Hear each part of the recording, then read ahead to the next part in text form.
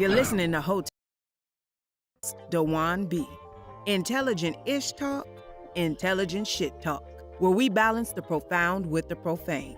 Political satire, celebrity and expert guests, information and entertainment, conversation and solutions. Leave your feelings at the door.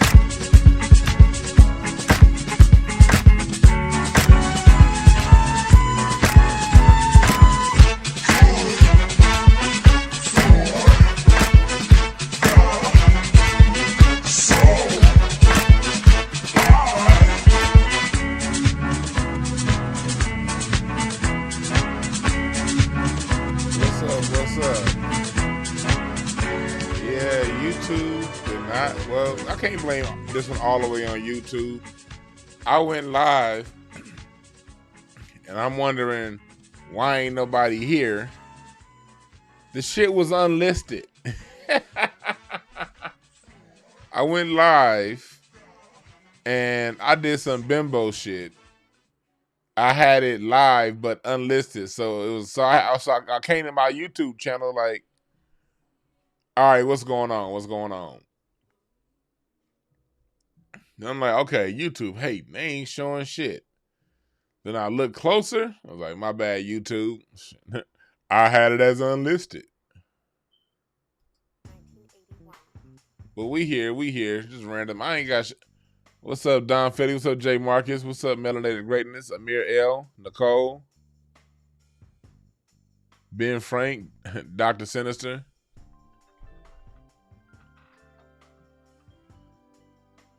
Yeah, go ahead, Don Philly. Ask a question. That's what this is. This is random live Q&A. Talk about anything. I think we're going to talk about some music. I think I'm going to get in talking about music. But for right now, yeah, put the Incense and Ashtrays banner up. I think we're going to talk music today. But what was your question?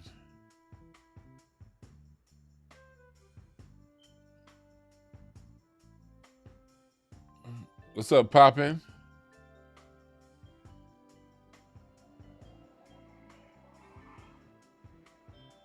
Oh, that was a dope setup for a very flatline punchline. It's not even worth repeating. What's up, Ira? What's up, Poppin'? One punchline. You say, what do you think about new law requiring reading and writing math to graduate? They already got some new laws on graduating, putting some new bullshit up. Look, the American education system is done. My recommendation always to parents, if you can afford to, homeschool your kids, because these schools ain't about shit. You're gonna have to homeschool it. My thing is shit. Even when you send them to school, you still better homeschool them. These schools ain't teaching these kids shit. What's up, Tasha? Oh, you said Dan Calloway called out Umar? I gotta listen to Dan Calloway. I don't listen to him like that. Let's see, what's my favorite rapper, if any? Ice Cube. See, I like rap. I like hip hop. Here's something I want y'all to know about me. I know hip hop very well. The reason why I don't talk about it like that, because I didn't study it. I'm a fan of a lot of rappers, but I never studied it the way I've studied every other form of music before hip hop. And there's other people out there who can speak on hip hop way better than I can. It's no shortage of people who know hip hop history and nuances and details on hip hop. They all out there. Where I fit in this whole music paradigm is showing you where it all comes from. Because hip hop never had its own soundtrack. It always used a soundtrack of music that became for it. That's my specialty. But I still like it. I love hip hop. Like, I love Cube is my favorite. Cube and Kendrick Lamar are my two favorite all-time rappers. I love Too Short, nigga. I love Too Short. So Taylor Drake. When next time be on 5150, I don't know.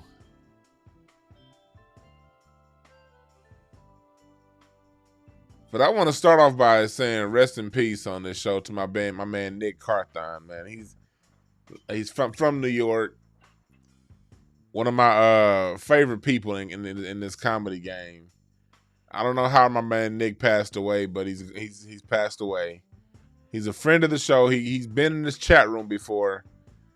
I had him booked to do my show back when I used to do this show at a radio station.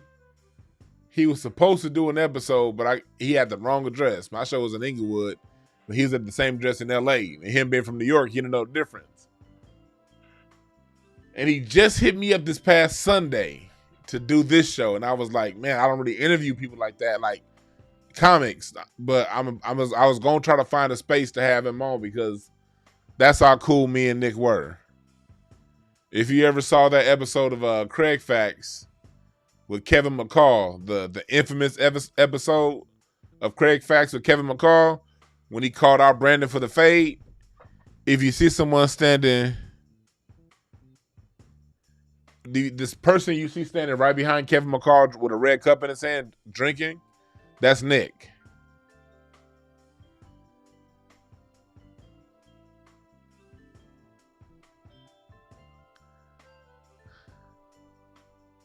That's Nick on that episode of Craig Facts with Kevin McCall.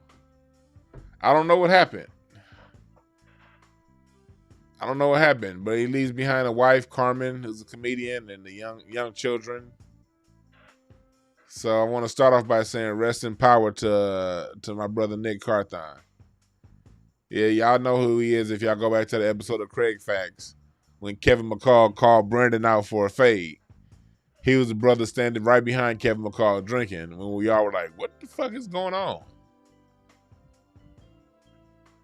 Yeah, he's a friend of Craig Facts too. He was supposed to come. He was going to do a few more episodes of Craig Facts. That was the plan to do some more episodes. That was the plan. But yeah, must always live life to the fullest. Live life to the fullest, man. Please, y'all. Please.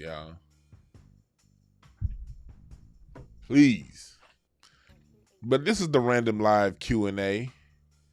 What y'all talking about? I want this to be what y'all talking about.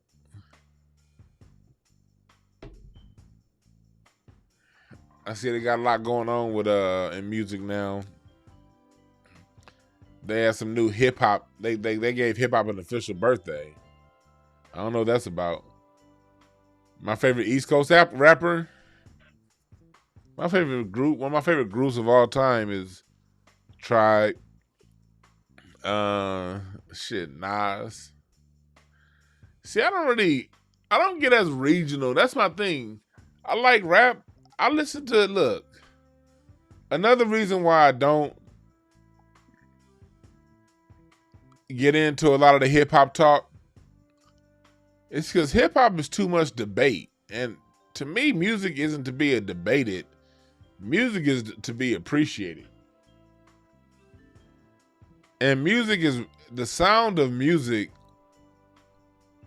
is in lock sync with its environment. That's why when you listen to New York rap, it's very loud. It's very busy. The tempos are faster. Because y'all got a fucking subway system. It's 10 trillion people trying to walk around an island that's 2 feet wide. So the music takes on that energy. It's not better or worse than other music. You're right, One Punch Line, music is a feel. And New York music has the feel of that city. And if you're from that city, you're going to vibe with the soundtrack of that city. Understand what I'm saying? I'm from LA. LA is cruising down the street. It's 5 p.m. driving down Angela's Vista with the top down, sunroof open, 82 degrees, nice breeze. So the music takes on that characteristic. That's why West Coast music is even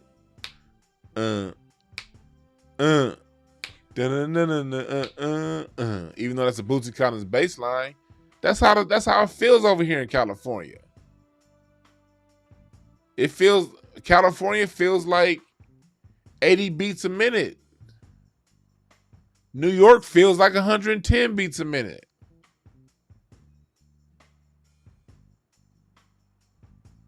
See, that's why I don't get into those hip hop debates. What's up, Sheila? What's up, D. Richardson? That's why I don't get into those debates. If you're from the East Coast, I understand why you prefer the East Coast style of music. You know what I mean? And it's the same thing with jazz. East Coast jazz is bop. It's hard bop. It's faster tempo. It's John Coltrane.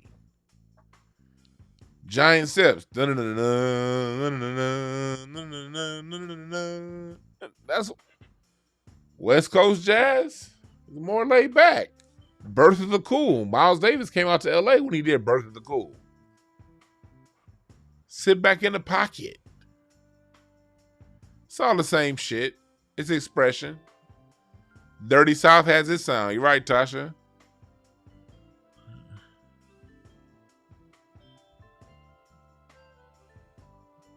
Yeah. Tasha's such a dope writer. She know. What's up, John Clark?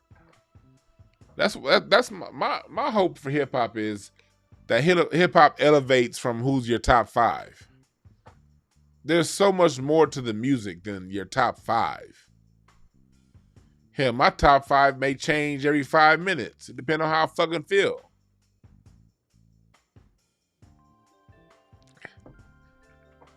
They don't even qualify these top 5 debates. Okay, what are you basing it on? Some people are more inclined to listen like lyrics. Other people prefer flow. Some people more so prefer the beat and not necessarily don't know anything going on with the words. What is your ear tuned to? That's the question. See, me personally, I'm a rhythm person. I like rhythm. Once I get it, once you have a good rhythm, a good flow, then I can hear what you're saying. If the rhythm ain't right, I can't hear a word you're saying. That's what I listen to. I don't have a top 5 jazz artist. It depends on how I feel. It depends on the decade. I can tell you the jazz artists I listen to the most. Count Basie, Oscar Peterson, Roy Hargrove, Miles Davis. But sometimes it's Max Roach. Then maybe Clifford Brown. Chick Corea. I didn't mention Chick Corea.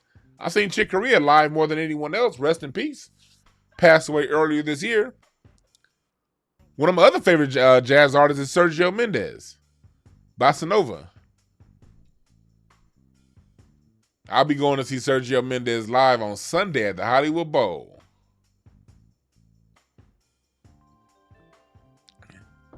Outkast is one of my favorite groups of all time, across any genre. They so goddamn soulful.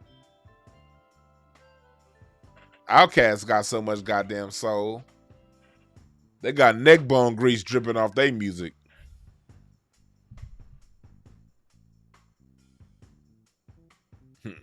They got neck bone grease.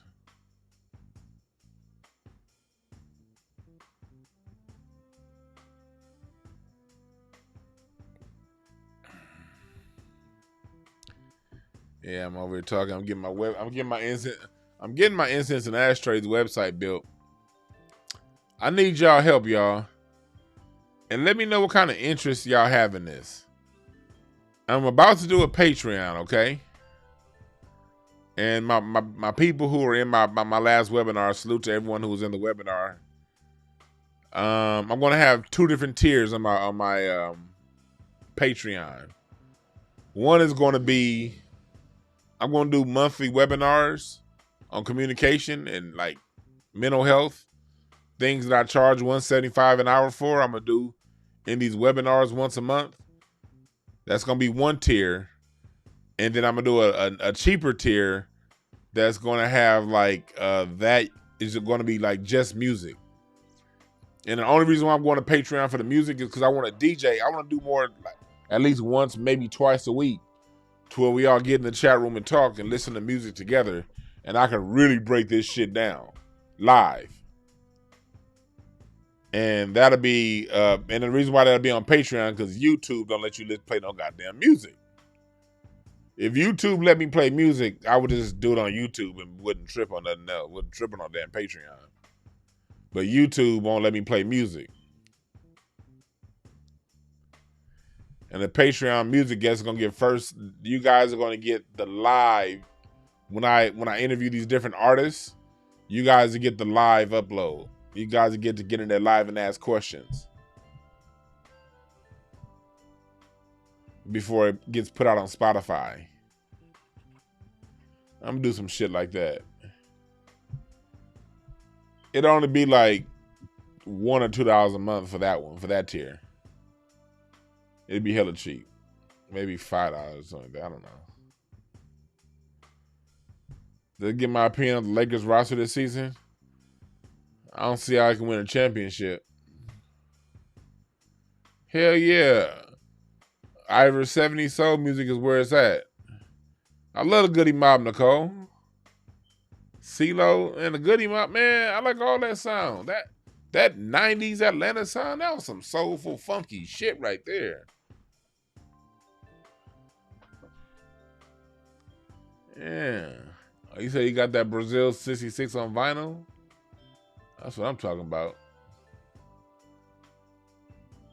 That listen to that new Nas album? Nah, I haven't heard it yet. Kings is I was actually gonna listen to that before I got on here, but I was like, I ain't talked to you motherfuckers like in 2 or 3 days. Let me holler at y'all real quick. The choice was listen to Nas's new album or come on here and go and do it live. I chose coming on here and going live. I'll listen to his album next.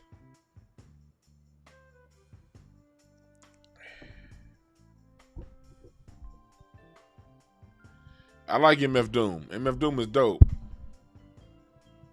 Hey, hold on, let me close my window over here.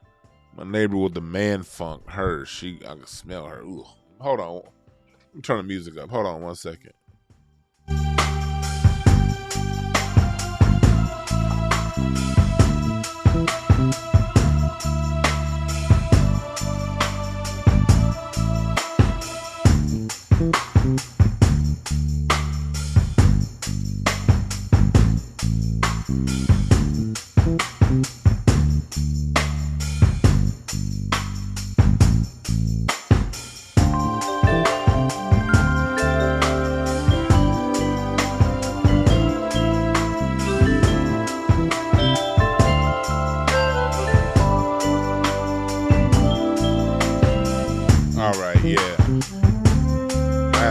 Window, man.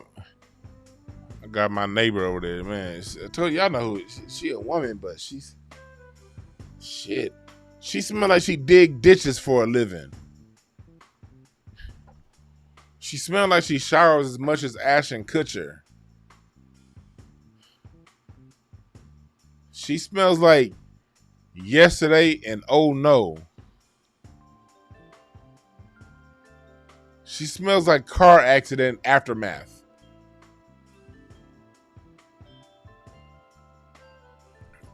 She smells like the bottom of Jermaine Jackson's scalp.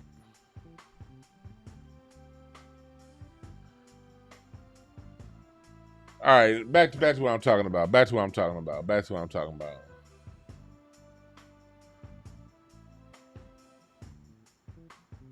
There's something else I don't get into when it comes to hip hop. Y'all always talking about somebody destroyed the next person, like, and I hear that all the time. Like I heard that when Lauryn Hill would spit her verse, all I kept hearing was she destroyed Nas, and I was like, how can she destroy? Like, she could. It just couldn't be a dope verse. She had a dope verse, and he had a dope verse. You just preferred her verse, like. It's all this destroying shit.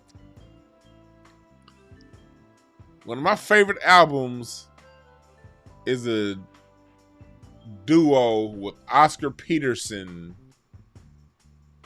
and Dizzy Gillespie called Caravan.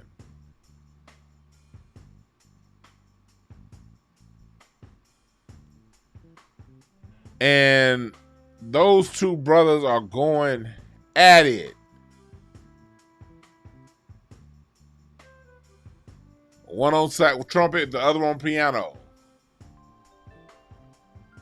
One person didn't destroy the other.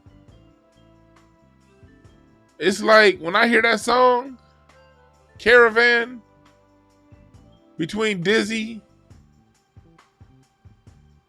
and Oscar Peterson, Dizzy does his part with that trumpet. Doom, doom, doom, doom, doom, doom, doom. And then Oscar comes in on that piano and tears that shit up. But never in my mind have I thought, damn, he destroyed Dizzy on his own song. No. They both did dope parts. I just kind of like Oscar Peterson's piano riffs stronger on that particular song.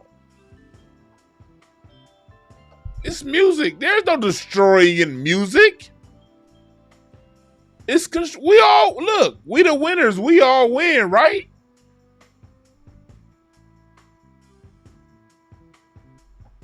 All that destroying shit. Ain't nobody destroyed nobody.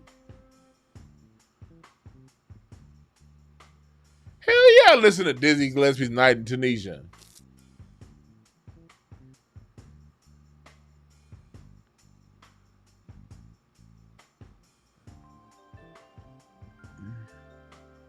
Hip hop is too confrontational. And that was okay because hip hop was a young man's game in the 80s. But you got 60-year-olds that listen to hip hop. Chill on a confrontation then. It's not confrontational no more. Just say.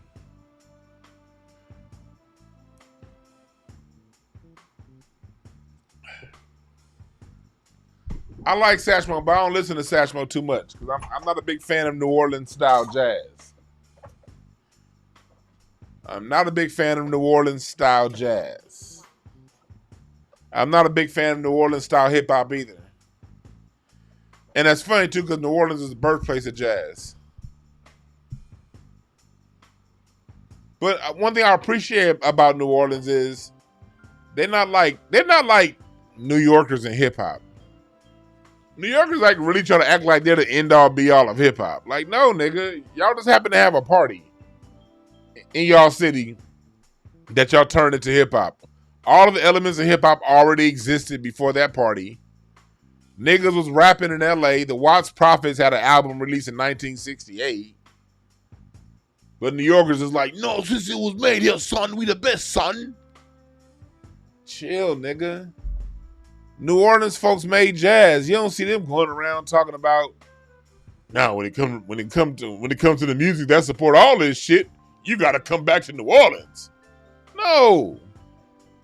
They just keep pumping out good ass music and good artists.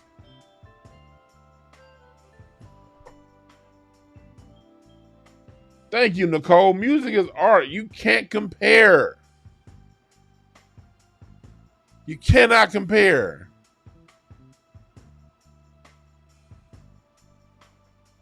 You cannot compare. All that matters in music is, did it feel good to you? Do it feel good? Let me say that one more time. All that matters in music is, does it feel good to you?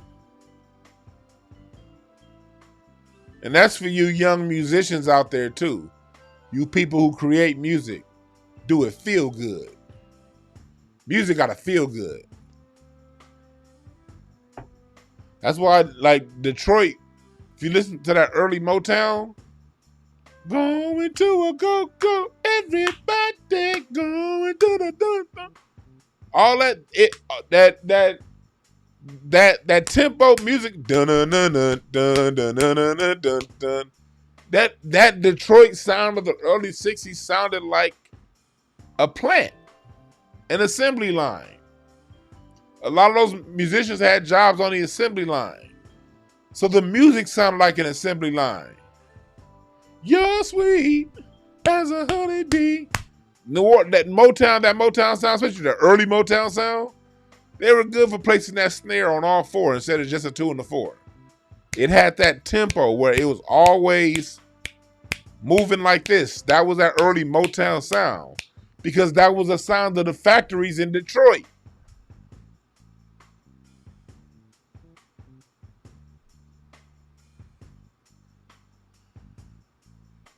The Philadelphia sound had a very liberating sound. Gamble and Huff. The Bicentennial, 1976. America, Liberty. That Gamble and Huff sound is very victorious. It sounds like winning. Philadelphia sound has a very positive Even though them Philly niggas be the most negative niggas you ever met, the music somehow is the most positive.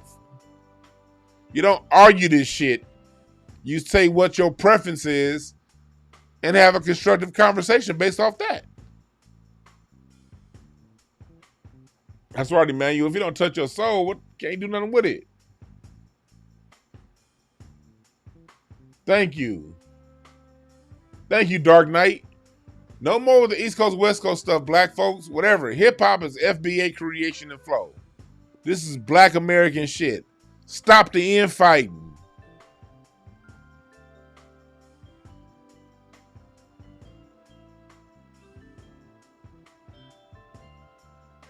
I'm not. I see why people say Beyonce is the best singer of all time.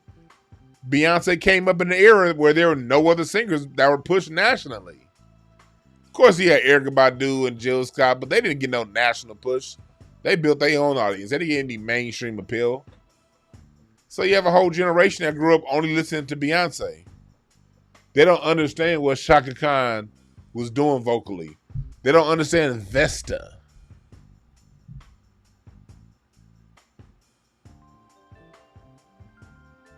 See, that's why. So people, if I did a Patreon on my music, where we could talk about this stuff and play it, and it's under $5, hit it #1 if you will subscribe. If I did a Patreon where we can really get into music and I can play the music. Like I said, I'm only doing that because if YouTube let me play the music for free for y'all, I would. Hell yeah, I would. I'd be playing some shit right now. We just be chilling. If I did some shit like real cheap, under $5, $2, $3, hit #1 if you will subscribe to that, to where we can get into the music and actually play the music live. Let me know. Cause I want to make that real cheap. I just got to put it on a platform that allows me to do it. Patreon would allow me to do that. That's the only reason why I would do that. It's gonna be 2 tiers. It's gonna be that tier, and the other tier is gonna be my webinars. Instead of people paying $34.99 for a webinar, they could just pay the monthly subscription, and I'll do my monthly webinars on communication. Like I said, basically the shit that I charge $175 an hour for. I'm gonna do once a month Patreons along with follow-ups on different topics, and I'll have you guys help me select some of the topics. All right, cool. Okay, since y'all said #1, I'm gonna do it. Yeah, people forget how Patty's voice is. Come on. You are my friend. She sounded like she was whining like a baby, but god damn, Patty blew that off. Shit, Patty? Love and need and want you, baby? Come on now.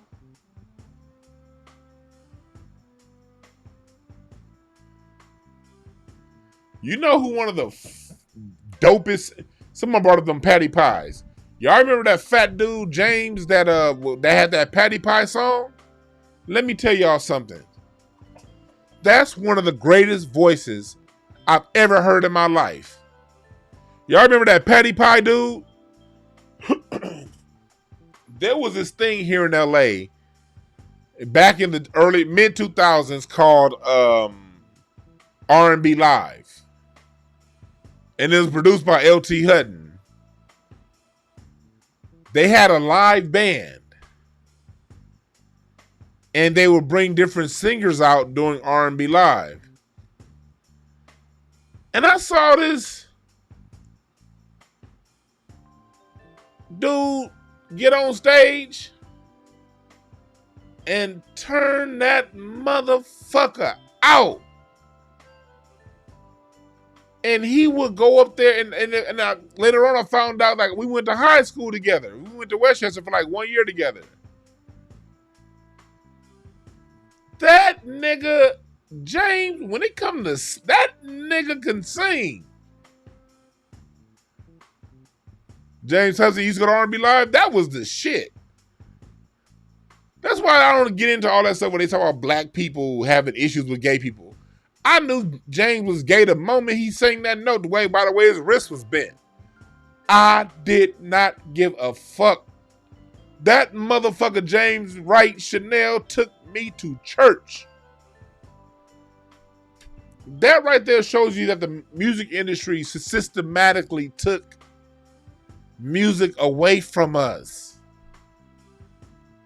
When was the last time you seen singing? If music industry cared about music, I was talking to my wife about James last week.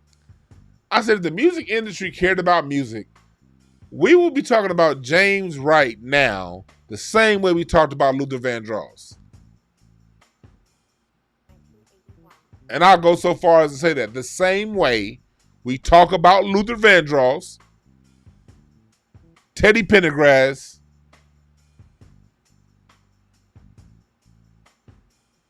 Freddie Jackson, Charlie Wilson, all the great male singers, James Wright would be in that. But let me tell you something about music, especially R&B. R&B soul. Oh, Tasha, he sang at your dad's funeral? Oh, yeah, James Ingram was another one. Peebo Bryson. See, here's the thing. Oh, yeah, send me the video, Tasha. That motherfucker James sent me to church when he sang. Hell yeah, Nancy Wilson. But let me tell you something about R&B. R&B soul music is the most expensive music to produce. You got to remember, when you go back and listen to those Luther Vandross compositions, you had Paul Reiser orchestration. I need y'all to look up Paul Reiser. I'm trying to interview him. Randy Short is cool with him. I've been trying to lock Paul Reiser down for an interview for about 6 months now. But Paul Reiser is one of the greatest arrangers you've ever heard. You've all heard Paul Reiser arrangements. You just don't know it was him. All that Tina Marie stuff. A lot of that stuff in Motown. He wrote those arrangements too. All that Luther Vandross, Paul Reiser, get the love that you been. Those string arrangements, especially on that first album with don't you know that? That's Paul Reiser.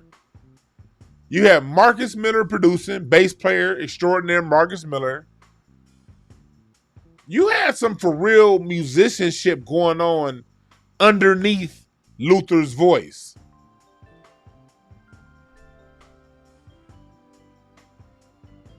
That's why Luther in the 80s, when he had Paul Reiser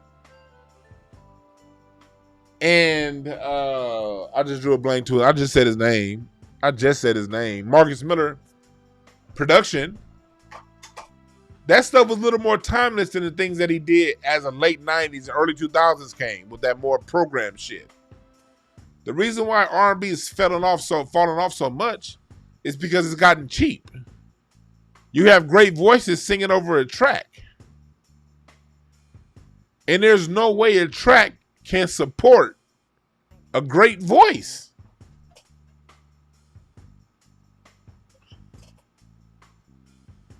You need that live music. You write Barry White stuff. Gene Page orchestration.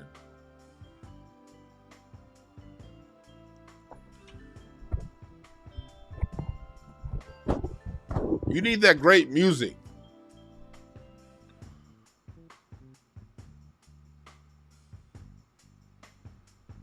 Like I was listening to something that my wife's dad told me. I asked him a question. It's about 3 months ago, 2 or 3 months ago. He produced a song All Night Long by Lionel Richie. You know, All Night Long was one of the greatest hits ever. That was a song of the 1984 Olympics. sold 100 million records on that song All Night Long. 1984. What's up, Brim Dog? Do you know the work that went into All Night Long? I'm not gonna give you no details because he didn't clear me to tell you the details. But I'll tell you this. He said over 100 musicians were used to put that arrangement together. Go back and listen to All Night Long. You got strings. You got voices everywhere. You got all these Caribbean instruments. Drums all over the place.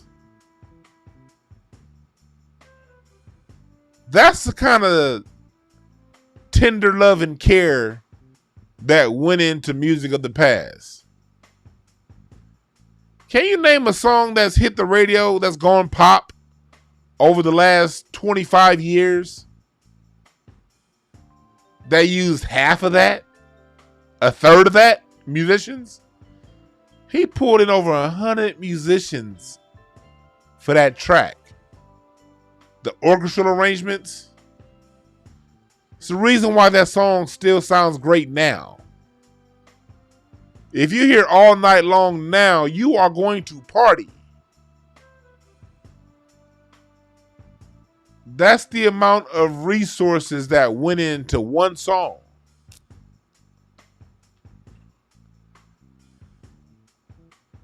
Versus now you have singers singing over a track. That's why today's music ain't gonna last. That's why a lot of 90s music didn't last. Especially when you get into the 2000s. 2000 music didn't last for shit. The 2000s is when you came out with them club bangers. Songs that was only good for the club, but nothing else. Shouts out to the Yin Yang Twins.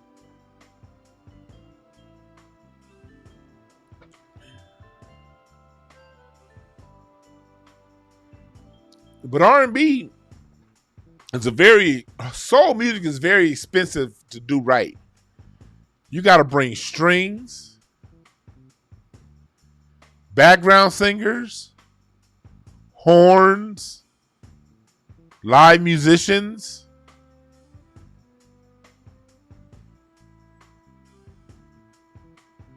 You said your 10-year-old loves that song. Yeah, your 10-year-old loves the song that came out damn near 30 years ago, damn near 40 years ago. Because when you have that much live musicianship playing, your soul feels it. Oh yeah, that song Ebony Eyes by Rick James and Smokey, that was some great production. Wind in your hair, sun on your skin, you're looking good, girl. All over again. I can't sing for shit, but I love that song. That's why I want to do this Patreon. You know what I mean? Because I really, I've been trying. I can do my incense and ashtrays through Spotify, but I can't do it live with y'all. I want to do this shit live. I want to do this show live.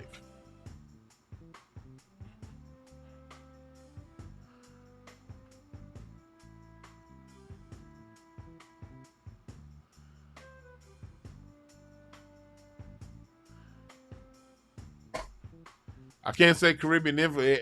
All Night Long had a Caribbean feel. As a musician, you play different feels.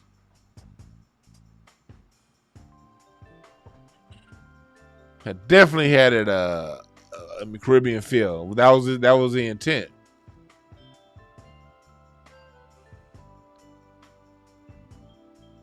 You gotta have live instrumentation.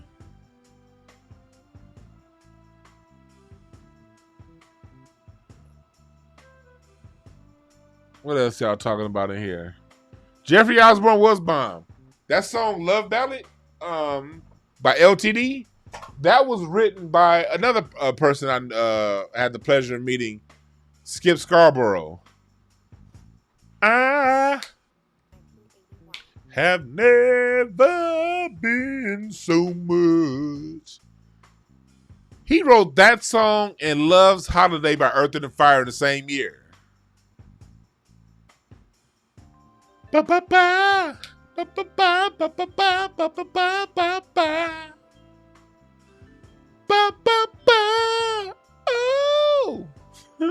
Skip Scarborough wrote those two songs in the same year, 1976. Damn, Skip Scarborough in 76 had Don't Ask My Neighbor by The Emotions on the chart. He had Love Ballad by LTD on the chart. He had Love's Holiday by Earth, and Fire on the chart. And he also wrote Can't Hide Love by Earth, and Fire that came out in 76. Skip Scarborough, look him up. One of the greatest, most prolific songwriters ever. He also managed Confunction. He also wrote that song by, he also wrote Giving You the Best That I Got by Anita Baker.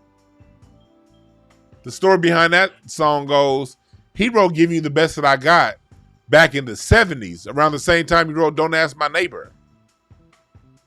He tried to cut that song with The Emotions. It didn't work. He tried to cut it with Denise Williams. Didn't work. And then Anita Baker got the song in 1987.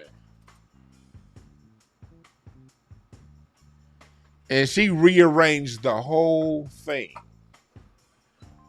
Ain't nothing I can give you than everything you give to me. Be a motivation, feel perfect. Skip Scarborough, look him up.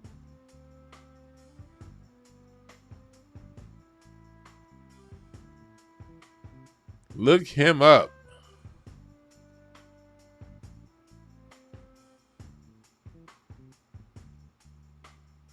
Dr. Sinister said, love.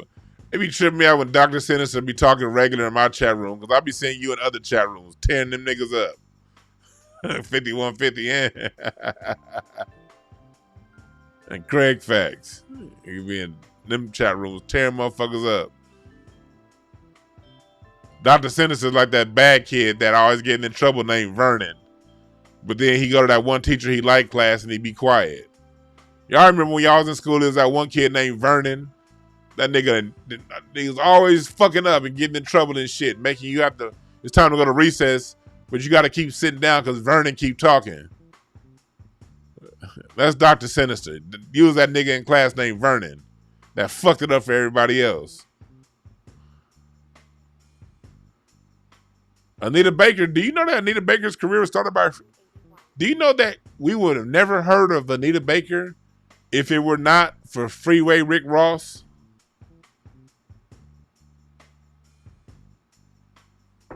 Freeway Rick Ross funded her demo.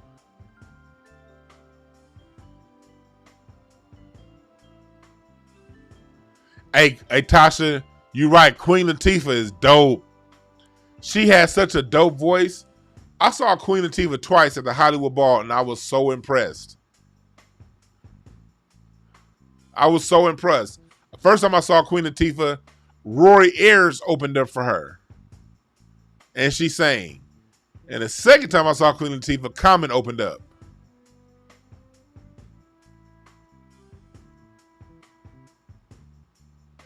Common did his thing. I don't fuck with Common's politics, but boy, he did his thing.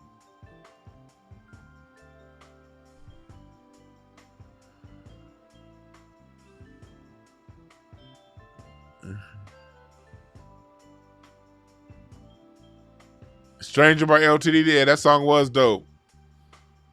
Yeah, yeah, yeah, yeah, yeah, yeah, yeah.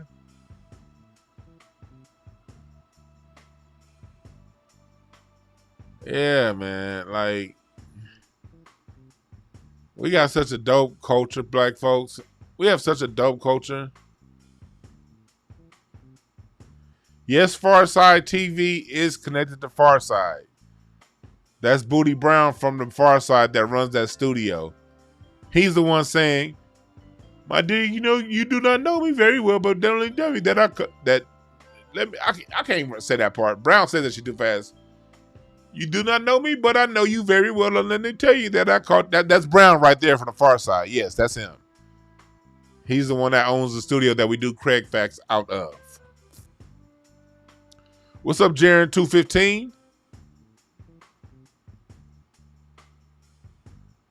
Man, y'all don't know how much I can't wait to go to the Hollywood Bowl on Sunday to see Sergio Mendes. Her is performing at the bowl tonight. My wife wanted to go see that, but my back fucked up. That's why I ain't been coming at y'all live this week much. I've had back spasms and I've been fucked up this week.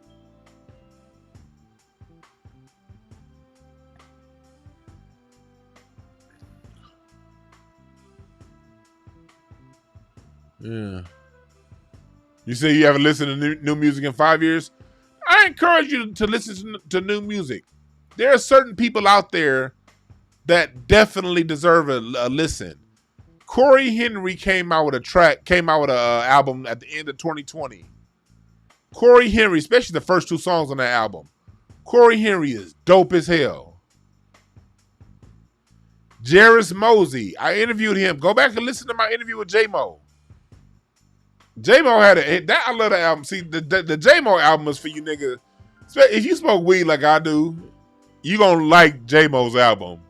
If you smoke weed and do shrooms and shit, you gonna fuck with J-Mo's newest album. Anderson .Paak, I swear by Anderson .Paak, anything he does. I swear by anything Robert Glasper does. It's some good music out there. The internet, when they come out with shit. Thundercat. Terrace Martin always got some new shit. It's a lot of good music that's still coming out right now. I love Sade. Is it a crime? Is it a crime?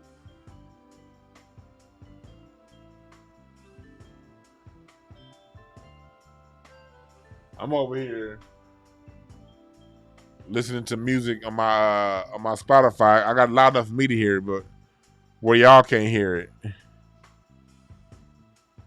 Because I don't want to get this shit flagged. But you know what I'm listening to right now? Let me see if y'all can guess this song. How can I come? I'm gonna sing the bridge. Ooh.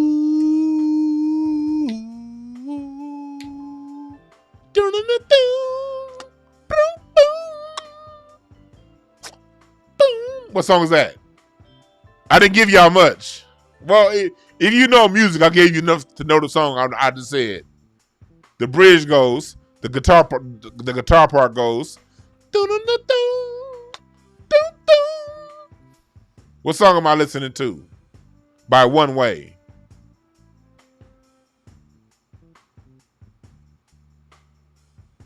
What song am I listening to?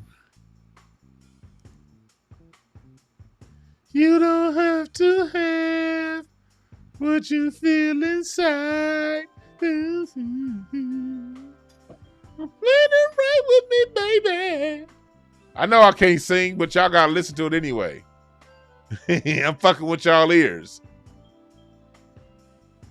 I want to see Sade in concert too, but them tickets be selling out goddamn 5 years in advance.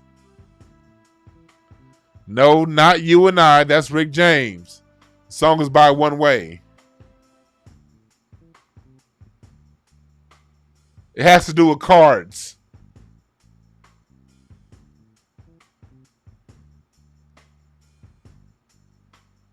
That's right, Smoke Splitter. If you play your cards right, everything gonna be all right. That's it. Hey, hold on. I'll be back in 20 seconds.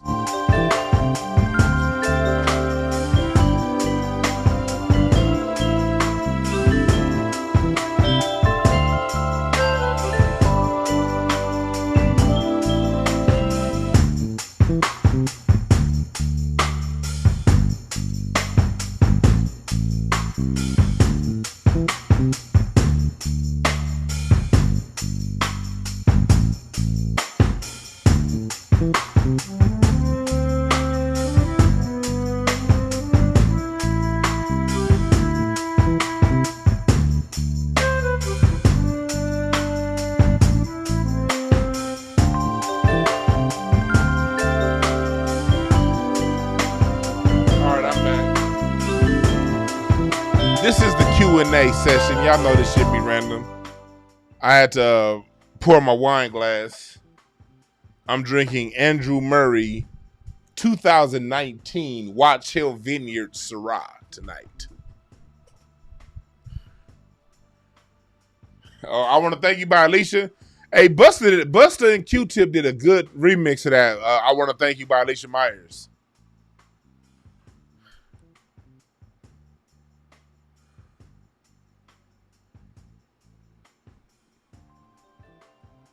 Yeah.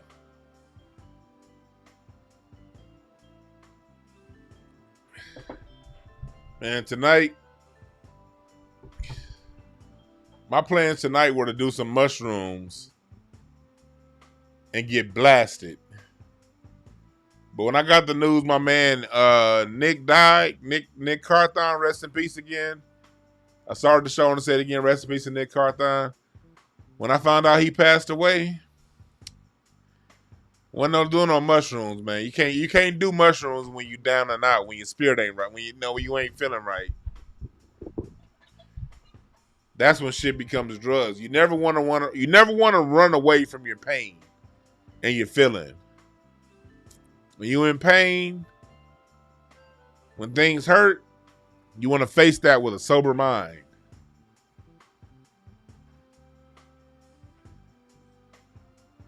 So I've been dealing with that all day. And then said, fuck it, let me come talk to the family. You don't want to do no mushrooms or nothing like that when your heart ain't right. You need your heart right. You need your mind right. You need to be in a position to where you want to learn things from your ancestors and from the universe. At that point, I'm not a doctor, but at that point, the shrooms is the shit when you need to know more and learn more. When you ain't feeling right, when your heart is a little bit sad, you want to stay away from that kind of stuff.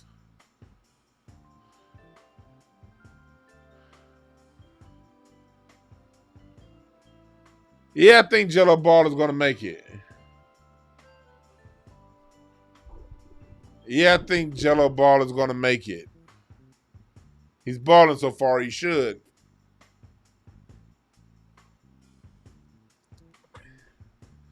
Oh, he said Grady's on live now talking about it. Oh, shouts out to Grady too, man. I love Grady. I know he and Corey fell out, but that ain't my business. Every time I've been around Grady, Grady has been 100 with me. I can only speak on my relationship with people. So salute to Grady and salute to Corey Holcomb. Both of them niggas is 100 with me. I love them both. I'm not going to get into whatever the issues that they have. And that's why I thank y'all. That's why I really thank y'all for fucking with me on this show. Because I built this platform with no drama. Y'all watch me on other shows. Y'all know. Hell, y'all want to know what I had to say about the whole Craig and Zoe situation. I'm cool with Grady and Corey. I've had a lot to talk about where I could have gotten into drama with people, but I didn't. And the reason why I didn't get into the drama is because I respect my audience too much. I know that there are a billion motherfuckers y'all can go to hear the drama. I wanted this to be a place where it ain't no drama. And if I do speak on some drama going on out there in the streets, we're going to talk about it from a constructive point of view. What can we learn from it? I be seeing all these reaction videos other YouTubers do. And they just be guessing their way through it, saying shit that ain't nowhere near the truth. And they got 50, 100,000 views. Hell yeah, I would love to do videos that they get over 100,000 views. But not at somebody else's expense on their worst day of their life. I'm not doing that.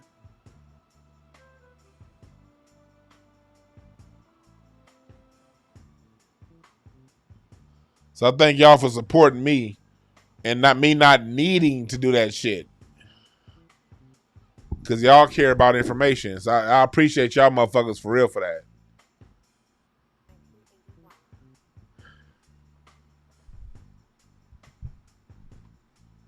Why is it so much pushback against the Ball family? Because of the way LeVar went out and speaking. That's why. That's the pushback. America don't like confident black men. America don't like that. There's always going to be pushback when a confident black man comes out and lets his nuts hang. That's the system of white supremacy doing what the system of white supremacy does. I hope Tariq gets the museum popping. I put up 500 on it. I put up 500 on Tariq's Hidden History Museum. That shit gonna be right there at the corner of Angela's Vista and Crenshaw. That's my neighborhood, nigga. That's where I grew up. I'm a Crenshaw District nigga. 90016 90043. My 2 zip codes in the Crenshaw District. I hope he get it cracking over there. I put up 500. And if it look like he coming up short, I'll put up another 500. If it's gonna make a difference.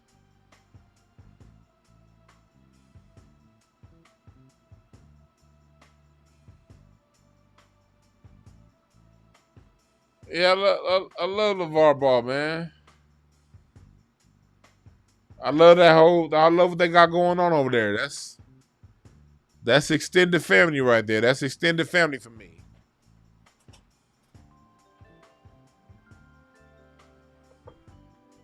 That's extended family. That's that's my sister's husband's family. My sister's husband is the oldest Ball brother.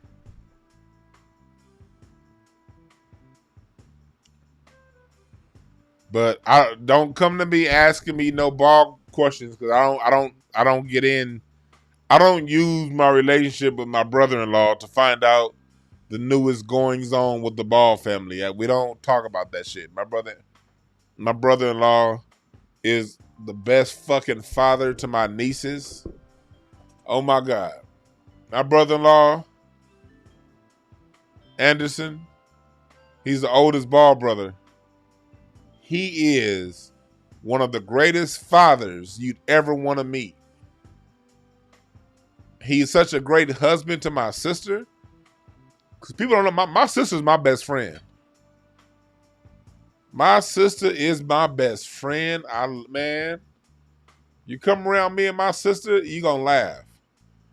My wife says my sister and I, we are meditation and laughs. So I don't fuck around when it comes to my sister.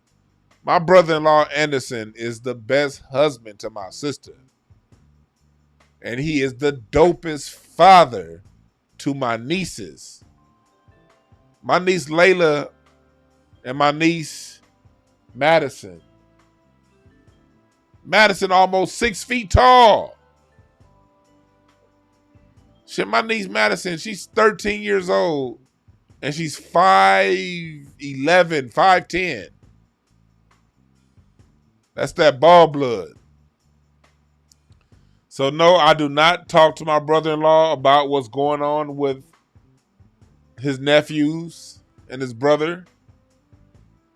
We family, like for real family. I love that nigga, for real. We talk about family shit.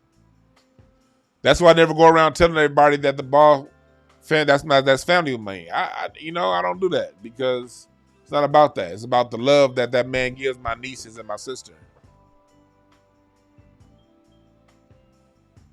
My favorite Cush strain? I like the Cush seed. Anything Cush, man. I'm smoking some blackberry Cush right now as we speak.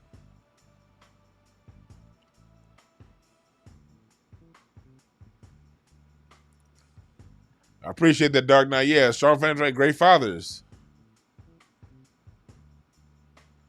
All right, Tasha. I see. Hey, Tasha, I'm gonna call. I'm gonna have to call you, Tasha, tomorrow. Tomorrow, Sunday, I'm gonna call you, Tasha. Have a good one.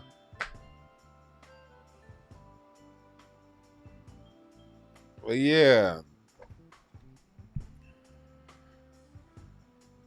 Them Ball brothers.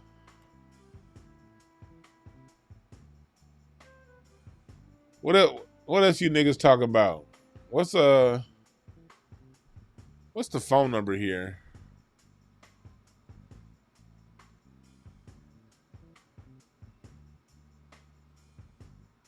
Call in. I think I'm gonna take some calls. I think I'm gonna take a few calls.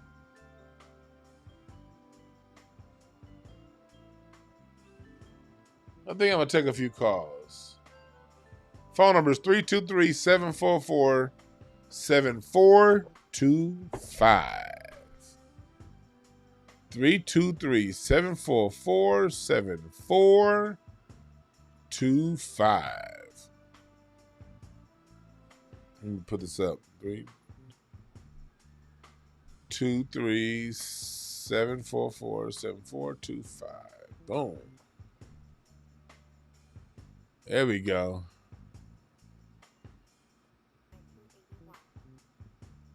Y'all see the phone number?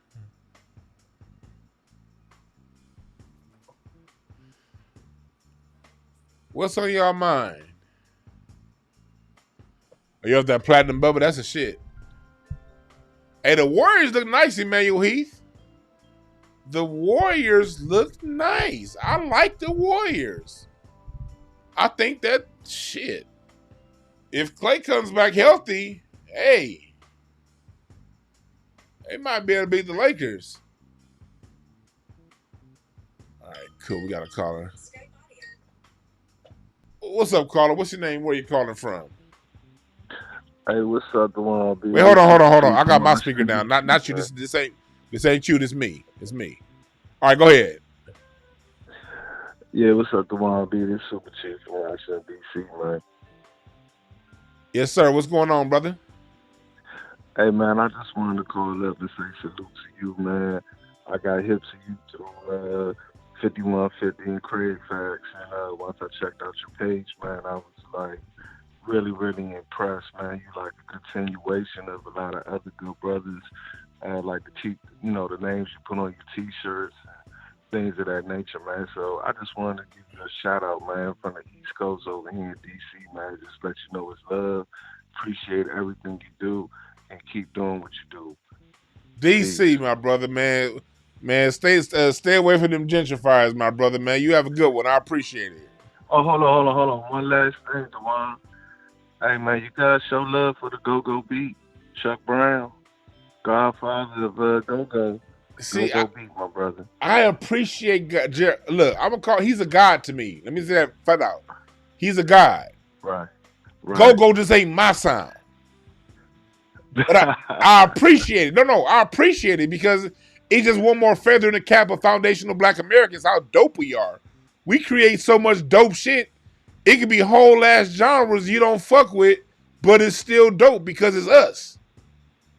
See, when I think, me personally, when I think of DC, I think of the Blackbirds. That's my group out of DC. Hey, hold up. You know how you connected on the Commodore side of the game, right? I'm connected on the Blackbird side of the game. Oh, for real? They doing it in the park, Rock Creek Park, falling like dominoes. Nigga, falling like, hold me tight. Don't let go. Nigga, you know the fuck. Nigga, come on. Nigga, man, thanks for that, man. Man, hell yeah. See, I fucks with DC. I love DC, man. Chocolate City. Hey, we love you too. And one last thing. Speaking of the Godfather of Go-Go, Washington, D.C., Chuck Brown, may he rest in peace. Before he got up out of here, right, one of his last interviews, he was asked, what would you recommend to the young guys trying to come up in the game? And he said, make sure you keep the music in it. He was recognizing, whether it's coming from D.C. or anywhere else, these brothers was taking the music out of the music. You know what I mean? So, again, salute, DC love, man. For real, Juan B. Keep up all that you're doing, man. Greatly appreciate it, man. Much love to you, brother. Much love. And much love to DC. Yes, thank you, my brother. Yes, sir. Peace. I love DC, man. I've never been. I want to go. But I remember back in the old days of early Yahoo chat when I was in my late teens. I had a lot of friends out of that DMV area. I have a lot of friends that went to Howard. I got one of my students I used to coach that went to Georgetown. I've always liked DC, the people from DC. The people from DC have a dope flavor to them. Salute to y'all, man, all you niggas from the DMV. Y'all got a dope flavor. Man, just salute to, man, black people across the diaspora, man. Everybody got their own flavor. But I fucks with the niggas out of DC and y'all flavor. I love y'all flavor. See, I come from a dope-ass city, so I can respect it. I can be humble and respect other dopeness. I love you Alabama niggas, too. Y'all some real ones. Salute to you Atlanta niggas. Salute to you New Yorkers. I be talking shit about y'all New Yorkers, but I love y'all. Legion of the Knicks podcast in here. I love New York people. Yeah, rest in peace, Donald Byrd. He's a god. But the Blackbirds, that's my group. And one thing I'm gonna do for y'all, even though I'm gonna do the Patreon for the music, like I said, my thing was to not charge for the music for 6 months. I just haven't found a way to do it. Patreon is the only way that seems that I could do it. One thing I'm gonna do for y'all when I do that Patreon, y'all will get discounts on merchandise or anything that I have going on. You're going to get a discount. You're not gonna pay no price. I appreciate y'all. What's up, caller? What's your name? Where you calling from? Man, what's up, Dewan B? It's your boy Manuel in the chat. Oh, what up, brother? What's up, man? Hey, man, what's going on, cuz? Man, I just want to know about the Patreon, man. I put it up there in the chat. I was like, what if you do both, like the webinars and the music content? How much would that be? Because I wouldn't mind paying for both of them. I'm gonna do both. The one that's gonna be the higher price is going to include the music. Okay. It's going to include it. Yeah, I'm going to do one Patreon because, like I said, I'm going to do that the once a month webinars, also the follow ups, and then the music. But I'm going to have them at 2 different tiers because some people don't have kids, they don't have relationships, so they may not want the relationship stuff, but they'll want the music. But if you got the higher tier, you'll get everything. Okay, for sure. Yeah, man, I appreciate that, my brother. And I bought 3 shirts, brother, man. I bought 3 shirts, man. So I'm just waiting on them to get here, brother. I appreciate that, man. Hopefully they get there pretty soon. Let me know if you have any issues. Oh man, always, man. But hey, man, I'm gonna go ahead. I just wanted to call in, tune in, be one. Appreciate what you're doing.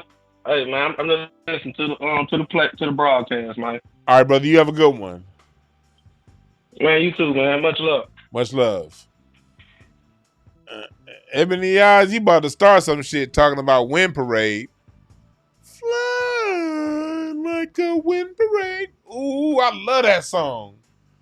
The way them background vocals get to singing like the wind. Ooh.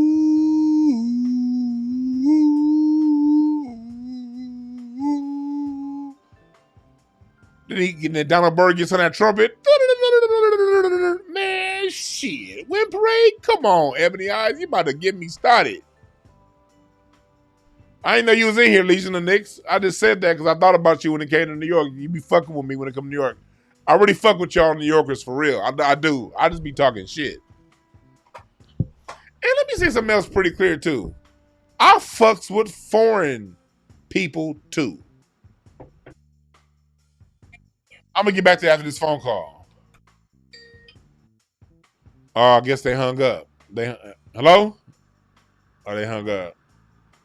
I fucks with y'all foreigners too. Cause most of y'all is cool as shit. But y'all know y'all got people in y'all family that's fucked up. What's up, caller? What's your name? Where you calling from? Yo, salute, Dewan. Salute. It's your boy Gmo from Legion of Knicks, man. Oh, what's up, Salute, brother, bro. man? Thanks for calling in. Man, I appreciate everything you do, man. First of all, you, Craig, all them fools up there, man. You guys have the best show around, man. I enjoy listening to you fools, man. You guys have the best mix of intellect. I love how your boy Craig will say, like, he'll bring up some crazy example to then bring it around to some big old, like, lesson or something, some overlying message he wants to put out there, or some question he wants to pose to people. And I always laugh, like, he would tell some story about a pig or some random thing in some random country and then bring it all the way back to a topic, man. You guys do a great job in the show. Let me say something about Dewan, too, man. Go ahead, brother. People say that Dewan, I get what Dewan is, but you need a Dewan in every formation of a culture, somebody who's unapologetically of that culture. Where, and I know people like, if it's something that's like white, whatever, you bring up the Dewan would be like, nah, I'll mess with that. People are like, oh my God, come on, Dewan, you wouldn't do this, you wouldn't do that. Every culture has a Dewan that even if you say, oh, Dewan, like everybody else will do it, you need somebody like Dewan to say, nope, that they are unapologetically of whatever that culture or whatever that group is.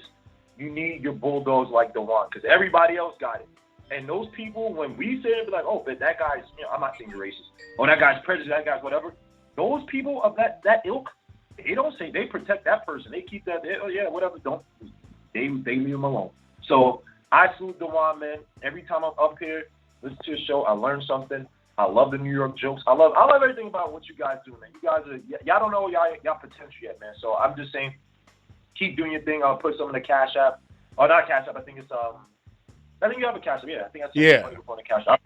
I'm a bless the Cash App, man. Keep doing your thing, man. Dewan, you already know the vibes, man. Salute, peace, God bless, bro. Thank you for everything you've done, man. I appreciate that from my heart, my brother. For real, I appreciate that. No doubt, man. Peace, bro. Yes. Yeah, like, I love my people, man. But for real, like, I respect other, look, let me tell y'all a little bit of who I am. If y'all was watching Craig Facts yesterday, I told y'all a story about one of my friends that's a police officer, that's a detective.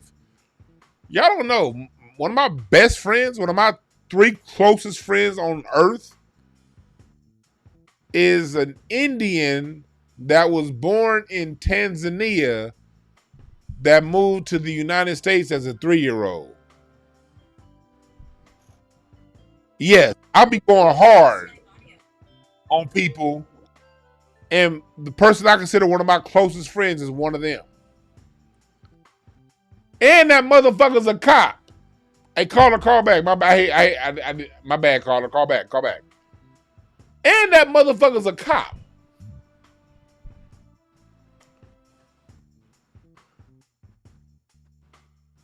I'm cool with people, man. I can look past what you do. I can look past where you from if you a good person and your heart is right. It's cops out there with their heart right. I know a couple of them. But that doesn't take away from the fierceness and the realness. I go back at the departments that they work for. I know just because my friends are cool don't mean ain't all cops are cool. I know just because I have dope ass non-foundational Black American friends, I still can talk to those who aren't on code because I care more about the whole than the feelings of a few. What's up, caller? What's your name? Where you calling from? Hey, what's good, Dewan B? Is John from Newcastle, Pennsylvania. John Clark in the chat. What's good? Ain't that beer? Newcastle? Some shit like that? Where's Newcastle? Yeah, like, yep. How far are you closer to? Are you closer to Philly or we're Pittsburgh? We're about like an hour. No, we're closer to Pittsburgh. We're about an hour north of Pittsburgh and like an hour and a half southeast of Cleveland. Nigga, is you Amish? Right hey, there's a lot of Amish out here in this area, for real though. Man, I ain't never had talking about Newcastle. So what's up, brother? What's on your mind? Nothing. I sent you a link a couple days ago about this dude who they basically turned his funeral into a whoop-de-wamp clinic, pretty much. I don't know if you've seen that. So this No, I guy, you didn't. know, obviously it was a brother. He ended up passing of that thing, and they ended up using the church approached the family in order to use his funeral as a daggone clinic for the whoop-de-wham. So Wow. No, I didn't see that. yeah, Damn. Like they disrespecting the they pushing it dead. hard. They pushing it hard. Wow. Thank you for that, man. I didn't know about that, man. So tell me that. I'm just curious. This is for me. What the fuck goes on in Newcastle, Pennsylvania? Just tell the people. It's really just a small town, bro. I mean, the population has been shrinking since like the 80s because it used to be a big steel industrial town, and you know, not really too much going on around here. White folks is running shit out here. We got a large Italian population. They pretty much run all the businesses, and you know, they got stuff on lock out here, and a lot of folks out here unfortunately is asleep.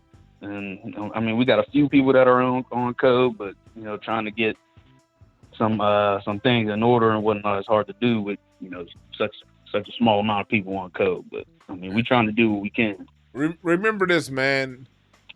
That even though you may be in a small area where people aren't on code, you got a greater family out here, my brother, and don't get discouraged. We all. That's what the internet is for. You know, us as black folks, we've been displaced nationwide. But here's the beauty in that. Absolutely. The beauty in that is we can coalesce on a place like this. You don't necessarily have to be my next door neighbor for you to be my neighbor now. All of us here now, we are neighbors, no matter where we live in the world. So the community still exists, and you ain't out there alone, my brother, man. Keep pushing. Absolutely. You ain't lying. It feels lonely out here sometimes, but just knowing we got a community of people on code, that makes me keep pushing. So that's all that matters. Keep doing your thing, man. I appreciate it. You have a good one. You too. Somebody asked me, do I know about the Jazz Crusaders? Hell, motherfucking yeah, I know about the Jazz Crusaders. I play the street life.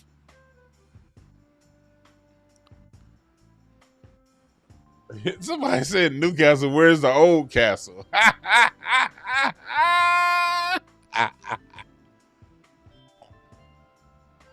Shit, got Erykah Badu on. See what this is. Got somebody calling from the 818. That's the Valley. What's your name? Hey, what up with you, Dewan? This is Jay. I'm calling from North Hollywood. What's up, Jay? I said the Valley. Hey, that's the Valley. What's up, brother? What's going on? What's going on with you? Yeah, man, I just wanted to call in and let you know you enjoy your show. I'll be, checking it out. And then I'll check you out on Craig Facts. Y'all be lit over there. Hey, we be having fun. Yeah, it'd be lit. I wanted to just talk about the way back in the day, man. I'm from LA, and I remember when they had free concerts at Southwest College. The Whispers, and they used to come through there and put on them free concerts. And growing up, man, we used to the Stylistics was exposed to a lot of good music, and I just feel like they don't have that no more. They used to play live instruments and just do the damn thing. So I think we need to get back to real music. They've been systematically trying to push out that real music, man. You know what I mean? But and I think this year I don't know, they may still have the Taste of Soul this year. I don't know if they're still gonna have it. But I know we will have the Gardena Jazz Festival coming up. It's already sold out. But if you can get tickets to it on the resale market, get it. One thing I love about the Gardena Jazz Festival, it feels like a big ass family reunion. Yeah, I love the Taste of Soul. I haven't been in a couple years, but the last couple times I went, it was lit. I love the Taste of Soul. Something that Danny Bakewell bought for made sure to from the Sentinel, made sure that we had some place where we could come and just enjoy ourselves with some good food and good music. So yeah, I love Taste of Soul, but the Gardena one, I'm not up on that one, Juan. Oh yeah, Gardena Jazz Festival is every year, man. But this year it's sold out. It sold out this year within like 2 weeks. But it sold out a couple. Frankie Beverly Mays there a couple years ago. This year, Eric Benet is headlining, but it's every year, like the last week or two of August, and it's usually about they usually sell about 30,000 tickets, and it's just black folks in that Raleigh Park look like a big ass family reunion. Oh wow, bro! I'm gonna have to check it out next year. Yeah. willing. If you can get a resale ticket, I recommend you try it. But if not, yeah, check it out next year, brother. Hey, Dewan, I just wanted to call in, bro, and show love to the channel, bro. Continue to support it and continue to pump out that good content. I appreciate it, man. Have a good one. Hey, you too, Dewan. There you go. Whoever it was, call back. Call back. I can only answer one phone call at a time. Man, I love Erykah Badu. When it comes to the last generation post the 70s, Erykah Badu she's been my favorite artist for the last 20 years. I really liked her first album, but when Mama's Gun came out in December 99, I was a freshman in my first semester of college, and she came out with that Time's a Wasting. Erykah Badu became my favorite in that moment, and she is still my favorite. Erykah Badu is my queen. Gone, baby, don't be long. Ooh. I love me some Erykah Badu.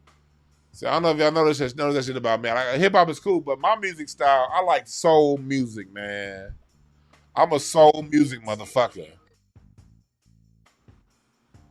What's up, caller? What's your name? Where you calling from? What's up, Dewan B? This Davo from Dayton. What's goody, baby?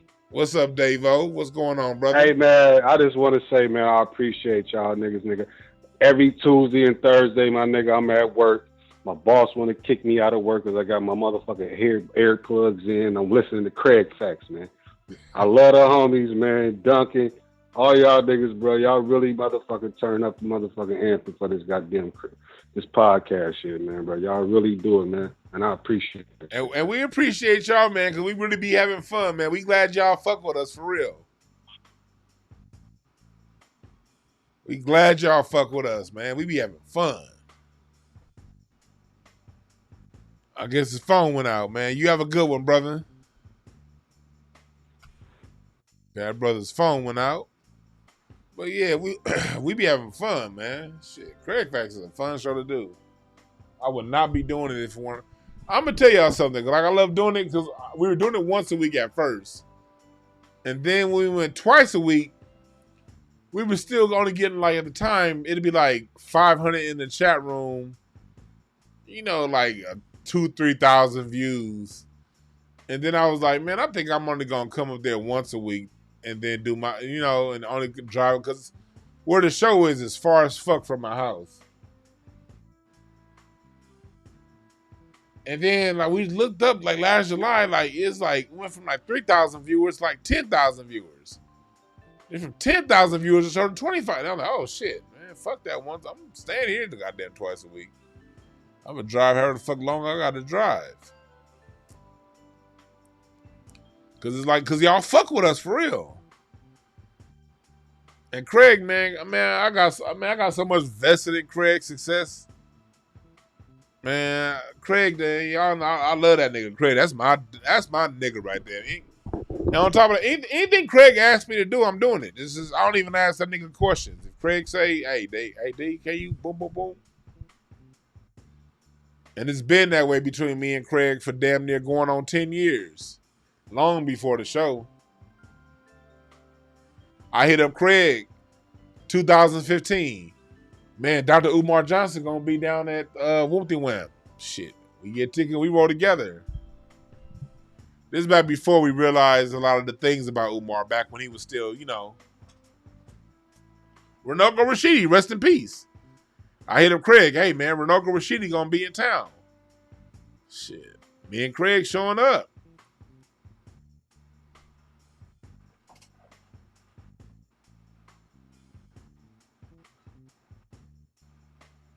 Sometimes y'all be shortchanging Craig's intelligence.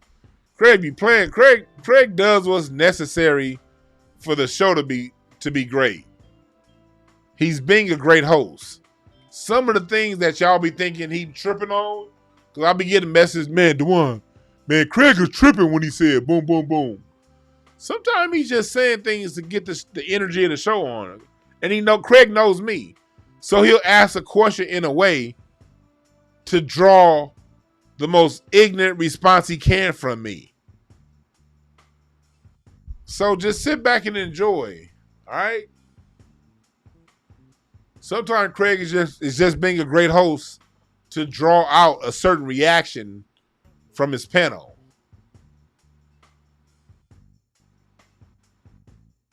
Craig is very smart.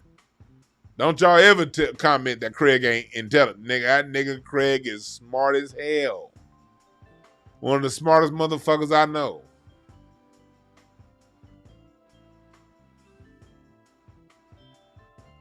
What's up, Joey? First time here? Yeah, Craig is a great host. Don't ever underestimate that man's genius.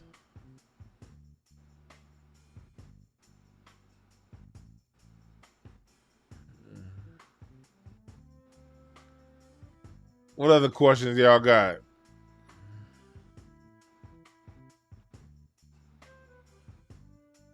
Oh, we got a caller. What's up, caller? What's your name? Where you calling from? What up, DeJuan B? Cut me off last time. Dave O from Dayton, man. Oh, yeah. Like I said, man, I appreciate the big homies, man. The homies, man. Y'all niggas be doing it live, man. I appreciate it. What's going on out there in Dayton? Oh man, Dapping Roger. The same old shit, man. We gonna glorify the violence. We gonna we're gonna glorify the good times, man. Roger Troutman, they came from Dayton, Ohio players, that type shit. You dig what I'm saying? Ohio players, I know Sugarfoot, yeah, Merv, you a music Satch. connoisseur. Ohio players came from Dayton originally. Oh yeah, Sugarfoot, Ohio, Merv. Yeah, my best friend's pops is motherfucking Heat Waves, guitar player, man. Billy Jones. Heat Waves. They came from Dayton. Yeah, I always say always and forever. West Coast hip hop comes straight from Dayton, Ohio. Hey man, how does it correlate? Hey, D, tell me that. Speak on that one. How does it correlate the funk from Dayton and the West Coast? How does that correlate? I got a homeboy from Dayton, and he tells me a lot about Dayton, how y'all car culture is out there, and how y'all sort of. And he my boy KD, he a comedian. He real chill. And when he came to LA, talking about how like it's a similar type chill in Dayton that is as it is in the hood here in LA, but really it's the tempo. It's the tempo. So let me ask you this, D. So do you think Dayton influenced Cali or Cali influenced Dayton? Speak on. I think Dayton influenced Cali.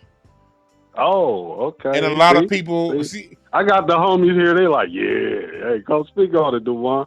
Yeah, I think homies, bro. We watch you all the time, bro. We love the Craig facts, bro. We literally sit here, nigga, and we'll goddamn nigga Tuesday and Thursday, nigga, goddamn 6 o'clock, 7 o'clock, nigga. We rolling up and we smoking and we drinking into this, and we sit here, bro, on the big screen and we laugh our ass off. You know what I'm saying? That's Dunk, what's up. We love Dunk, bro. Our favorite character is Show because he don't know how to read, but that's cool. Show can read. He just was fucking with y'all. Show I know hey, bro. For him to do that, hey, Show been getting better on his jokes. I don't know about your man with the headband. We don't know about your man with the headband. He be heating up, though, bro. He be heating up. Yeah, bro. Todd, when Todd gets you, he gets you good. When he gets you, he gets you good. Oh, yeah, he do. He got his moments, bro. But we love y'all niggas, bro, out here, bro. Out here in the DO, bro. We love y'all niggas, man. Nigga, I appreciate it, man. Salute faithfully. Salute to Dayton, man. You know I'm from LA, but I'm always gonna give respect to where it come from. And Dayton, they gave us Parliament. Y'all gave us Bootsy's from Cincinnati.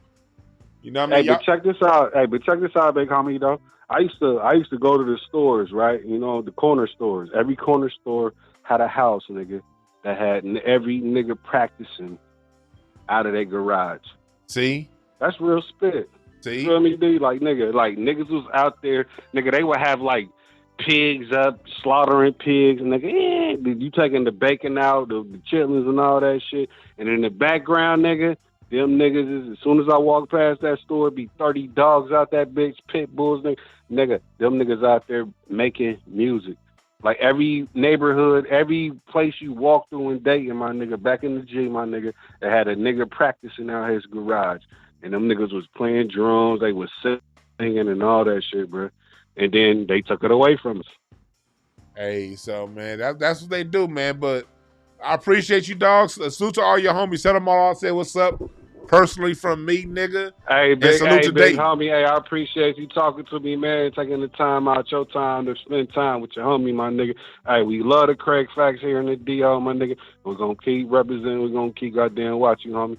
Love you, baby. Be easy and goddamn keep doing what you're doing. Hotep shit, nigga. Much love, my black man, but much love. Please. Yeah. Peace. Yeah. Salute to Dayton, man. See, look, we're not gonna get nowhere hating on each other as a people, man. We gotta show love. As an LA nigga, and as somebody who, y'all know me, I talk about music. If I came out and said that the West Coast influenced Dayton, most people don't research. They'll believe me. But I don't take you, how can I say this? I don't underestimate you guys' intelligence. I got love, man, for real, for real. And yes, the LA sound is directly influenced by Dayton, Ohio. Ohio overall, but specifically Dayton. Bernie Worrell out of Parliament Funkadelic. Junie Morrison, the OJs. Man, that's a direct effect on the LA sound, man. Fuck you talking about? Much love to Ohio. You hear that, New Yorkers? You can be from a big, great city that the world loves and still give respect to those who came before you. You hear that, you fucking New Yorkers?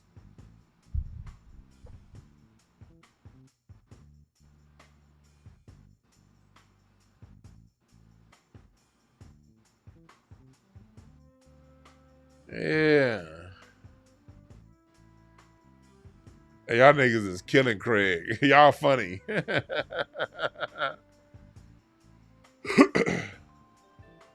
nigga said Uncle Tyler in bed with a mask on. You fool. I'm listening to Ohio players right now. Skin Tight is playing in the background.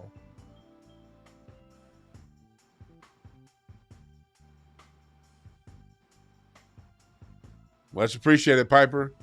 I love that 5150 Craig Facts fam, man. Y'all some real niggas. I'll tell you that much. Let me tell y'all something. I definitely had a chance to go mainstream. I didn't take it. Mainstream is fake. Mainstream is contrived. They want you to say what they want you to say. I said, nope. I need to find the niggas. Wherever the niggas is where I need to go. I need to find the quote-unquote chitlin circuit. Y'all the chitlin circuit. But I love the chitlin circuit. The chitlin circuit is where I want to be. With genuine, down-home folks.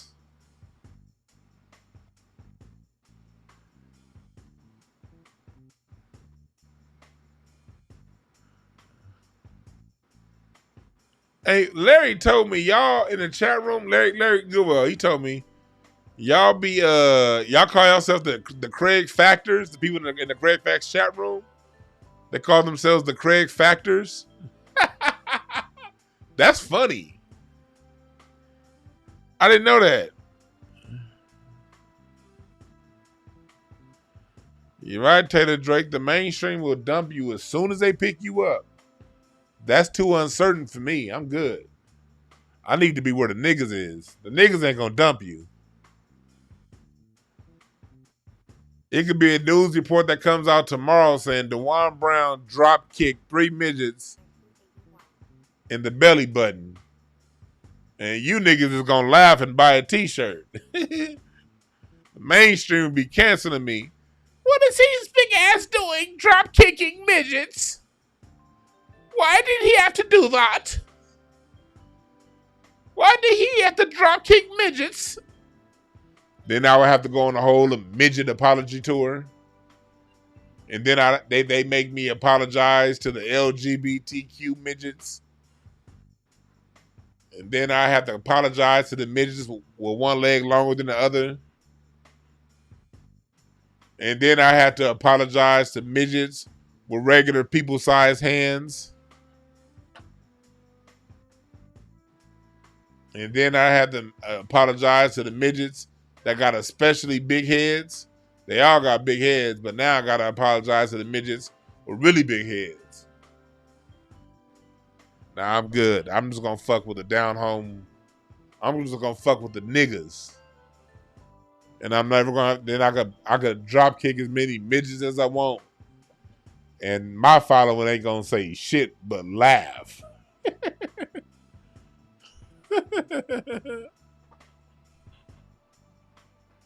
Hey, midget women be having big booties though. I ain't gonna lie. I would never touch one though. Just be very clear. I'd never touch a midget woman. No. I think midgets got fairy godmother powers. I'm not fucking with no midgets. If you're a midget and you listening, I'm sorry. I apologize. Y'all just scared me, but I'm sorry. I don't hate midgets. I'm just scared of them. I'm scared of midgets headbutting my knees. I had 2 knee surgeries.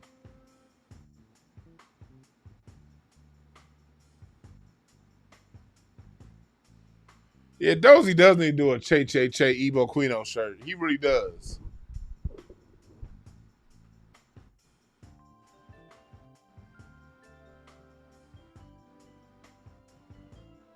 What else you niggas want to talk about?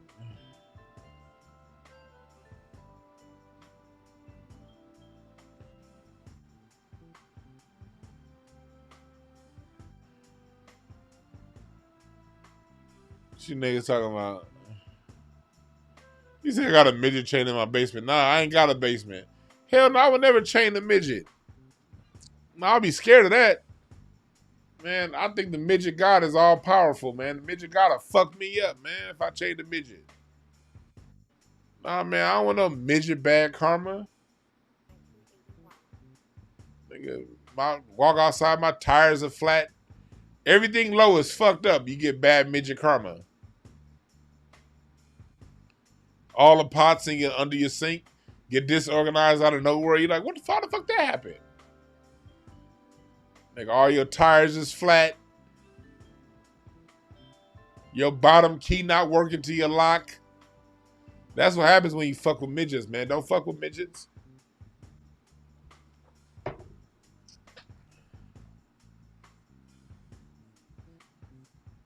No show's breath doesn't stink. His mouth just looks like it. Joey Ice Pick.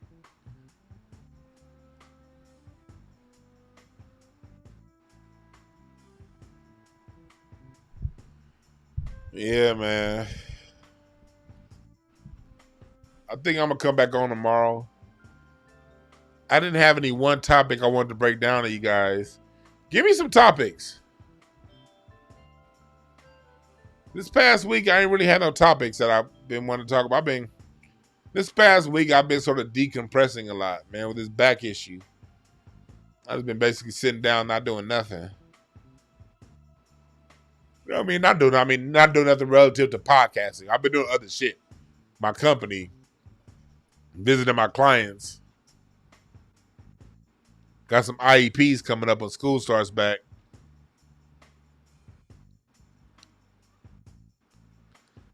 What y'all talking about in the chat room?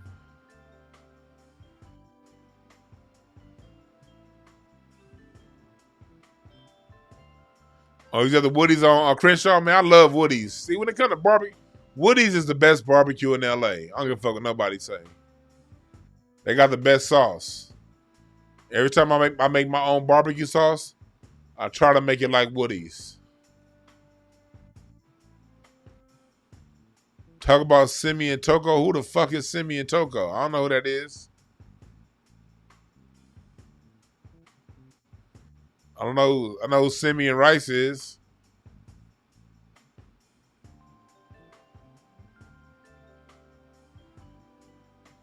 Oh, the African Avatar kicked out the Belgians. I gotta look that up. When it comes to that Wumpty Wimps, that the vac or not, follow your consciousness.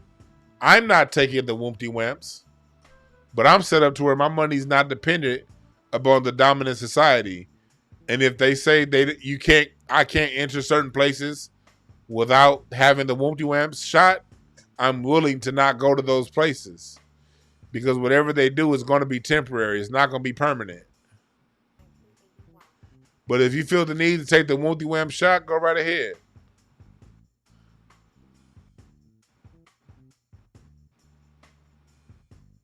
What does Che mean? I have no clue. That's some Nigerian shit that Dozy does. I have no clue what the fuck that means. Should ask him. Have you ever seen a midget crip walk? I want to see a midget crip walk. That would be funny as hell, wouldn't it? Oh, he'd be like, hold up. Hey. And he sees two little midget legs.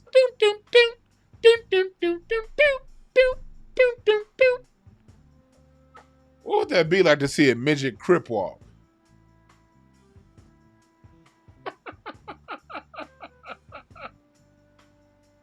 All them niggas thinking we be soft. Hold up. Yeah.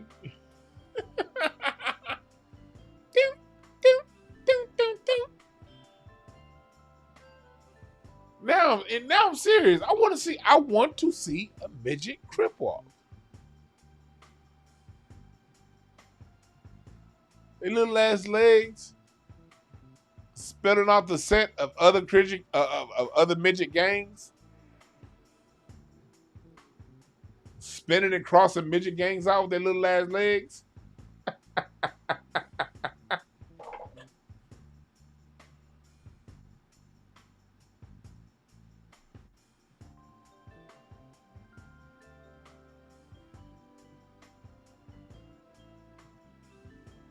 He says it'd be like watching penguins.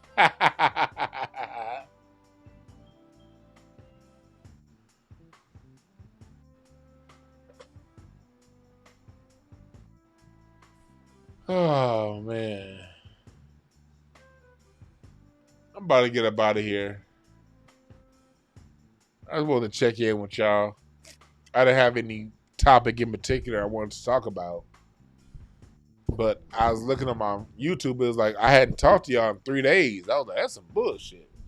What the fuck am I doing tomorrow? I know my back hurting, but shit. I can't be letting 3 or 4 days go by. What do y'all think? I was thinking about doing like short videos for like news and shit that's dropping, like short 10, 15-minute videos to keep y'all updated on information, just to keep the channel going. I don't know. I might try it. But anyway, I think I'm gonna do the Patreon. I'm gonna do a Patreon for monthly seminars, webinars, and also 2 different tiers. One for the webinar tier, and another tier just gonna be for the music. And the higher tier, you'll be able to access the music and the webinars. The lower tier, just the music.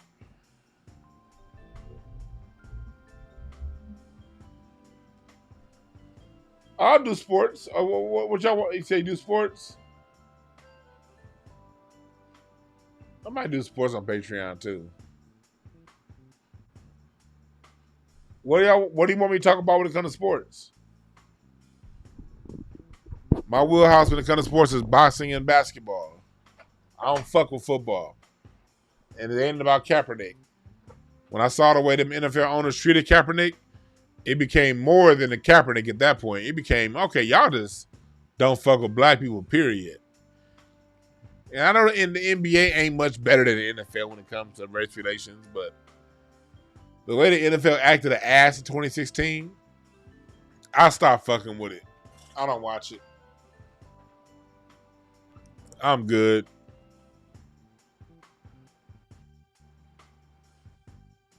Hell yeah, my live shit is lit. Dark Knight. I got the dopest ass them motherfuckers in the chat room. Shit. My chat room dope as shit.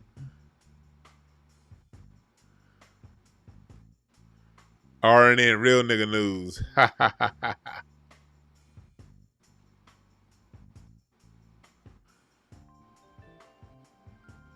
I'm a basketball guy. Basketball's my sport. Somebody did ask me earlier what I think about the Lakers roster. I'm not impressed. Like, y'all keep trying to lie and tell me that LeBron's the greatest of all time. But this nigga gets everybody. And the minute he faces another team that's halfway decent, he get his ass whooped. My problem with this Laker lineup is I don't know how this lineup beats a 2-3 zone in the playoffs. Now, in the regular season, they can run up and down the court, but in playoffs, can't run in the playoffs, especially with older players. It's 11-11. Left path, right path, whichever one you choose. Be true to it. Back to what we're talking about. Basketball, like, how do the Lakers beat a 2-3 zone with no shooters on the court? Russell Westbrook and LeBron James do the same thing.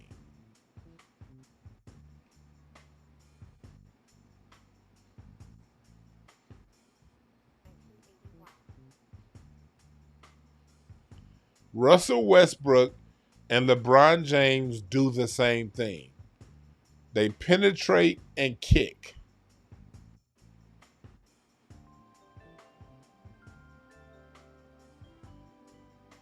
You could only do that successfully when you have top shooters you're kicking it to. This move tells me right now that they're going to have to weaken themselves by putting Anthony Davis on the wing to shoot. There's no space for him to post up now. We got two niggas who can't shoot, and they rely on penetration to get their game going. LeBron and Russell Westbrook. That means that's going to push Anthony Davis to the corner to shoot threes. And yes, he can shoot those, but his game is at his best at the mid-post. So I don't know how the Lakers get big buckets and key moments in the playoff time. I see them with this lineup as is being outed in the second round.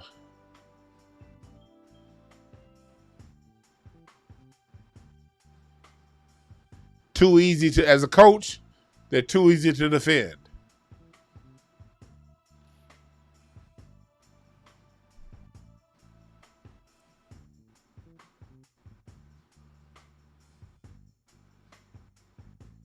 But yeah, I'm about to get up out of here. Thank y'all for joining the live chat. I appreciate the cash apps for those who sent me cash apps. My name is Dewan B, and remember this: there are no perfect messengers, only perfect messages for those who are willing to listen. My name is Dewan B. I'm out.